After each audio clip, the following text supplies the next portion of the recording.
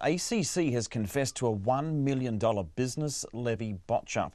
More than 300,000 businesses, including the self-employed as well as businesses paying levies in advance, are now eligible for refunds for overpayments that date back 16 years. The mistakes were discovered last year when ACC was preparing to set up a new levy management system and found it had been charging people who didn't need to pay.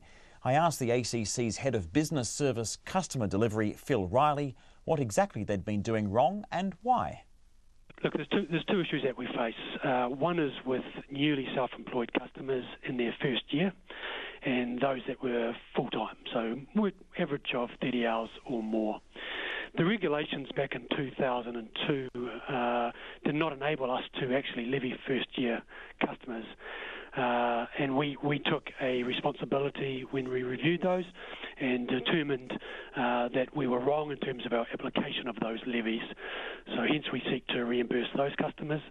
The other group of customers is businesses who have paid what is called a provisional invoice. That is an invoice for the year ahead.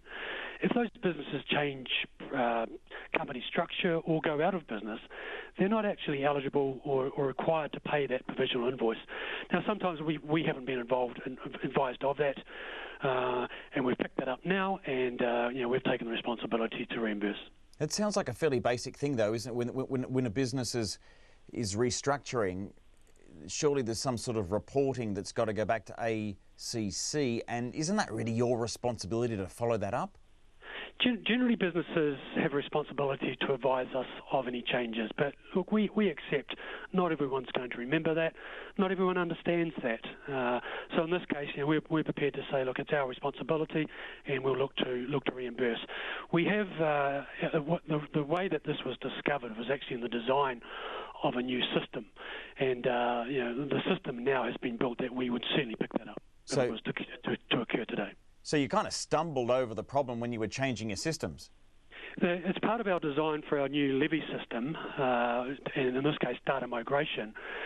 Yes, it was discovered that there was a number of accounts there that needed to be reimbursed.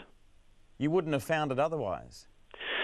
We wouldn't have found it at this volume. So if a customer contacts us, certainly in the past we have advised them of that reimbursement and arranged that quickly. But we were under, there was no reason, frankly, for ACC to understand that customers had paid invoices that they were not, in fact, due to pay. So this great big realisation that things had gone a bit wrong and you had to pay back, what, $100 million, happened March last year. That's over 18 months ago. Why has it taken so long to get to today to tell people what you're going to do about it?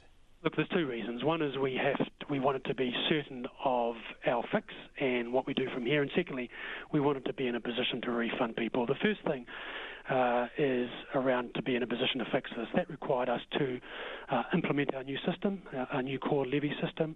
It required us to have a consideration for some legislation changes, which are out for consultation at the present time, and we had to understand just how we would do the refund, which was the second point. So there was a fair bit of work and fair bit of consultation to get to this point, and of course we didn't want to go out too public until we were satisfied we could do that. Yeah, but my question is, since March last year, how much has been paid by these businesses, some of them self-employed and probably doing it tough? How much have they been paying over what they should be after you found out that things were not going so well?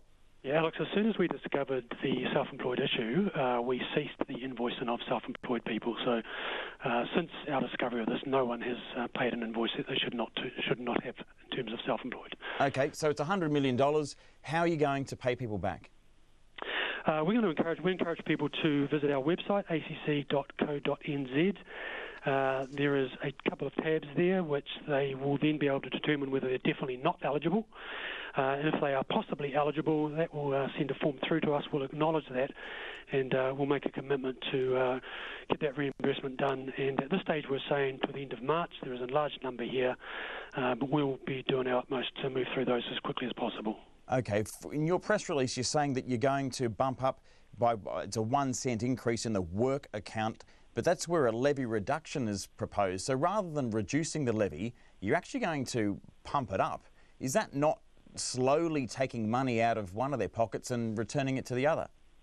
No. So essentially what we've done here is when we first received this money over the previous years, and speaking very generally, because each year is so different in terms of levy calculations, ACC received that money, and essentially now we're paying that back.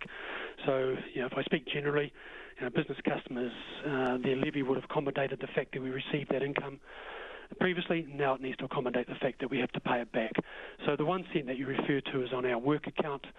That is on an account that's proposed to have reductions to it. And I would make the point that whilst 100 million I accept as a large number, it's 0.37% of the total income we receive for the workers' count and the earners' count over this period of time. It's Phil Riley there from ACC.